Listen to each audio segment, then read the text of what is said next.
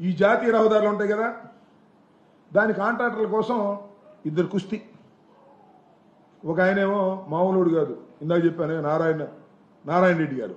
ఇంకో ఆయన సీఎం రమేష్ గారు, ఆయన సామాన్యుడు కాదు. వీళ్ళిద్దరు మాకిస్తారా ఇద్దరు కొట్టుకున్నారు. నేను చెప్పేది కాదు, ఇది అన్ని పత్రికలు వచ్చాయి. ఇద్దరు కొట్టుకునేటటువంటి పరిస్థితికి వచ్చారంటే ఎక్కడికి పోతుంది రాష్ట్రం? ఏమి అభివృద్ధి చెందుతుంది?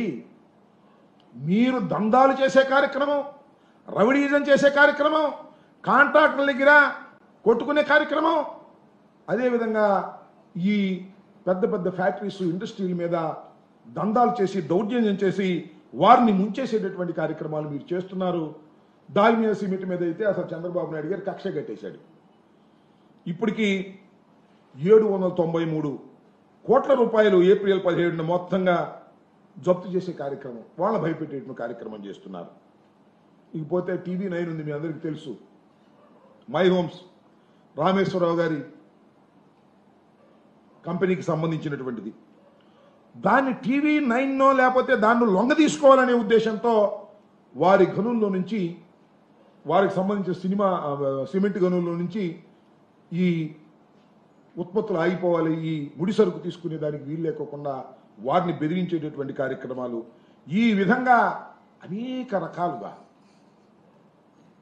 దౌర్జన్యాలు చేసి, అన్యాయాలు చేసి, దుర్మార్గాలు చేసి ఈ సంవత్సర కాలం పరిపాలన చేశారు. ఎక్కడ అభివృద్ధి లేదు, ఎక్కడ ఆదాయాలు పెరగలేదు.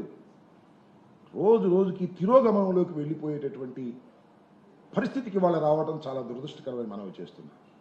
చంద్రబాబు నాయుడు గారు ఏదో నేను అద్భుతమైనటువంటి సంపద సృష్టిస్తాను, ప్రజల జీవన ప్రమాణాలు పెంచుతాను, ఇండస్ట్రీస్ తీసుకొస్తాను, జగన్మోహన్ రెడ్డి అలా చేశాడు ఇలా చేశాడు అని మాయ మాటలు చెప్పి అధికారంలోకి వస్తే ఇవాళ రాష్ట్ర ప్రజానీకం తల పట్టుకుని బాధపడుతున్నారు.